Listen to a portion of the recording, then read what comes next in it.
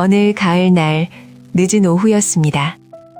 따스한 햇살이 창가를 비추고 평화로운 노년의 일상이 잔잔히 흘러가고 있었죠. 우리 주인공 수키 씨는 오랜만에 꺼내든 앨범을 넘기며 추억에 잠겨 있었습니다. 낡은 사진 속 젊은 날의 자신을 보며 피식 웃음을 짓는 그녀의 모습이 참으로 정겨웠습니다. 아이고, 이땐 정말 예뻤지. 주름 하나 없던 내 얼굴이 이렇게 변할 줄 누가 알았겠어. 세월이 참 빠르다더니 정말 눈 깜짝할 새다 싶어요. 거울 속 나는 잊어버리자. 그때였습니다. 잊고 지냈던 스마트폰 알림음이 평화로운 정적을 깼습니다. 딸아이의 메시지인가 싶어 무심코 화면을 확인한 수키 씨의 눈동자가 흔들리기 시작했습니다. 발신자 이름은 가슴 한구석에 깊이 묻어두었던, 잊으려 애썼던 이름이었습니다. 민수라고? 이럴 리가 없는데. 내 첫사랑 김민수? 수십 년 만에 받아보는 이름 색자. 손이 덜덜 떨렸어요. 지금 내가 꿈을 꾸는 건가? 잘못 온 메시지 아닐까? 온갖 생각이 스쳐 지나갔습니다. 심장이 두근거렸어요.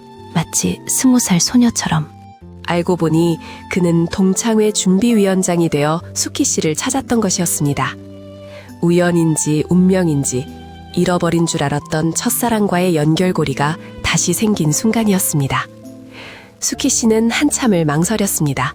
답장을 해야 할까 말아야 할까 수없이 고민했습니다. 답장을 해야 할까? 몇 번이나 썼다 지웠다 반복했어요.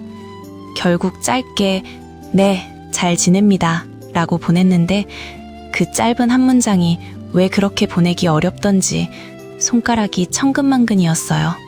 그녀의 답장을 받은 민수 씨는 반가움에 즉시 전화를 걸었습니다. 수십 년 만에 듣는 목소리. 마치 어제 만난 사람처럼 담담하면서도 설렘이 묻어나는 그 목소리에 수키 씨는 또 한 번 혼란스러웠습니다. 시간이 멈춘 듯 과거로 돌아간 듯한 착각에 빠졌습니다. 민수 씨의 목소리를 듣는 순간 제 가슴이 쿵 하고 내려앉았어요. 20살 풋풋했던 그때의 기억들이 마치 파노라마처럼 스쳐 지나가는 거예요. 잊었다고 생각했는데 아니었어요. 떨리는 손으로 전화기를 꽉 쥐고 겨우 대답했어요. 수키 씨의 기억은 자연스럽게 50년 전 그 시절로 향했습니다. 고등학생 민수와 수키, 갓 피어나는 봄머리처럼 수줍고 아름다웠던 첫사랑의 추억 속으로 말이죠. 벚꽃이 만개했던 교정, 풋풋했던 두 사람의 첫 만남은 수키 씨에게 영원히 잊히지 않는 순간이었습니다. 그땐 우리는 정말 어렸죠. 교과서에 낙서하고 쉬는 시간마다 눈빛을 주고받던, 괜히 복도를 서성이다 마주치면 심장이 타질 것 같았고 얼굴은 홍당무처럼 빨개지곤 했죠. 지금 생각해보면 참 순수하고 예쁜 사랑이었어요. 민수 씨는 학교 최고의 인기남이었죠. 잘생긴 외모에 공부도 잘하고 운동까지 잘했으니 여학생들의 선망의 대상이었습니다. 그런 민수 씨가 평범한 수키 씨에게 관심을 보였으니 수키 씨는 마치 꿈을 꾸는 듯 했습니다.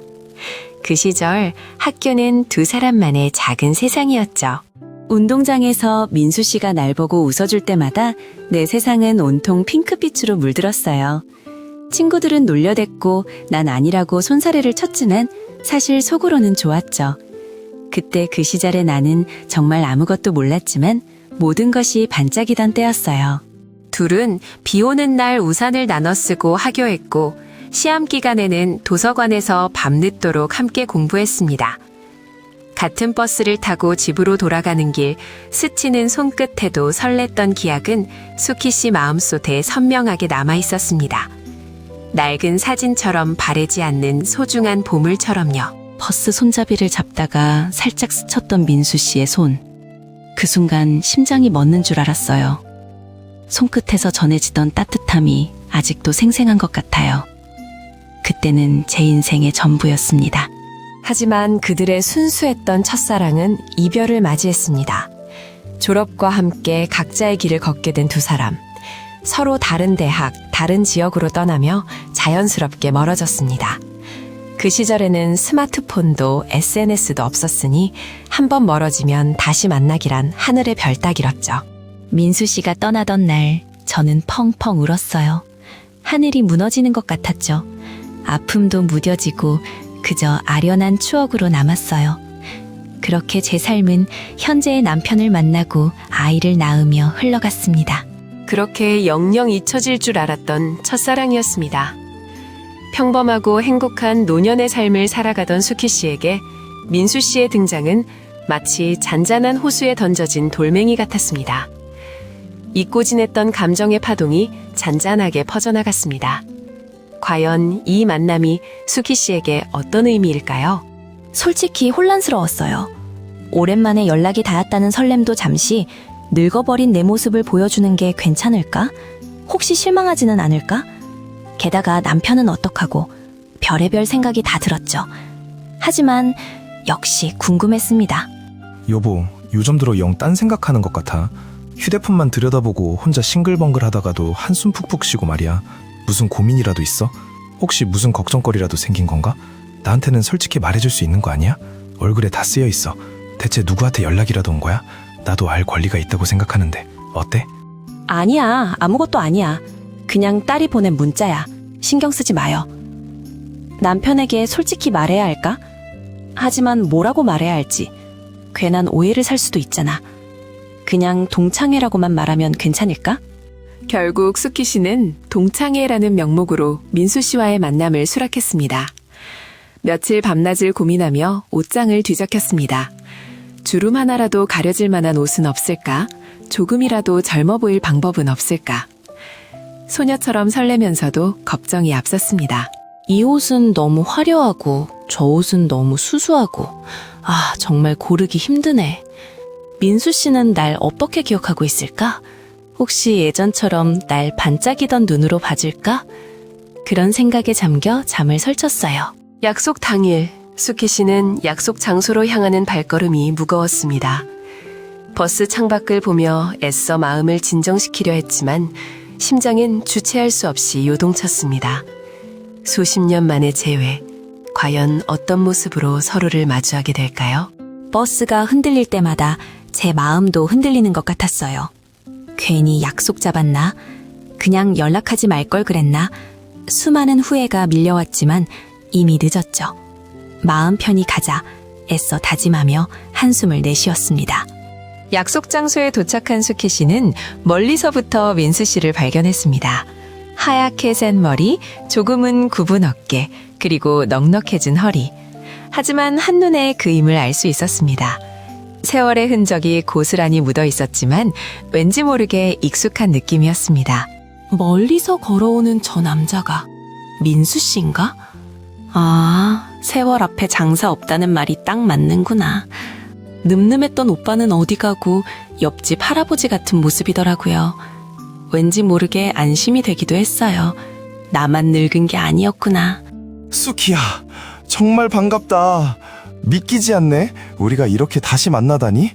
50년도 더 된 것 같은데 여전히 아름답네 고아. 그동안 어떻게 지냈어? 잘 지냈니? 정말 보고 싶었다. 내 연락처 찾느라 동창회 친구들 여럿 고생시켰지 뭐야. 덕분에 오늘 이렇게 마주 앉게 됐네. 정말 고맙다. 민수 씨, 정말 오랜만이에요. 어떻게 이렇게 변했어요? 저도 많이 변했죠? 마주 앉은 순간 어색함도 잠시 옛 친구를 만난 듯 편안함이 밀려왔습니다. 그의 눈빛은 여전히 그 시절 같았어요. 두 사람은 서로의 안부를 물으며 지난 세월의 이야기를 풀어놓았습니다. 결혼, 자녀, 손주 이야기까지. 평범하지만 소중했던 각자의 삶을 공유하며 웃고 울었습니다. 어릴 적 추억 이야기가 나올 때마다 두 사람의 얼굴에는 풋풋했던 미소가 번졌습니다. 수키, 너 그때 기억나? 수학 점수 때문에 혼자 끙끙 앓고 울었잖아. 내가 밤새와 문제집 풀이해주고 과외까지 해줬지. 너는 그때마다 나한테 수학 천재 민수 오빠라면서 고마워했고 덕분에 겨우 낙제 면했다고 얼마나 좋아했는지 몰라. 그때 생각하면 아직도 웃음이 나네. 그때 우리 참 어렸고 순수했지. 그때가 그립기도 하다. 아이 참, 그런 것까지 다 기억해요. 그때는 정말 수학이 세상에서 제일 싫었거든요. 민수 씨 덕분에 겨우 낙제 면했죠. 그때나 지금이나 고마운 건 변함없네요. 두 사람은 서로의 굽은 허리와 주름진 손을 보며 세월의 야속함을 한탄하기도 했습니다. 하지만 그 속에서도 변치 않는 것은 서로를 향한 아련한 그리움과 반가움이었습니다.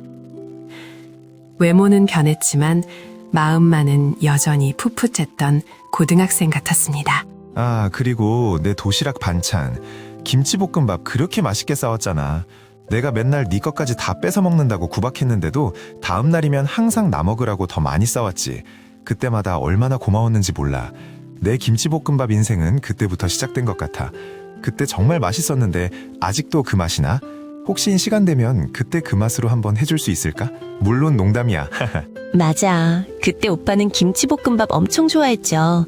그 덕에 저는 매일 도시락을 2개씩 싸야 했고요. 지금도 김치볶음밥 보면 그때 생각이 나요. 그래도 덕분에 재미있었죠.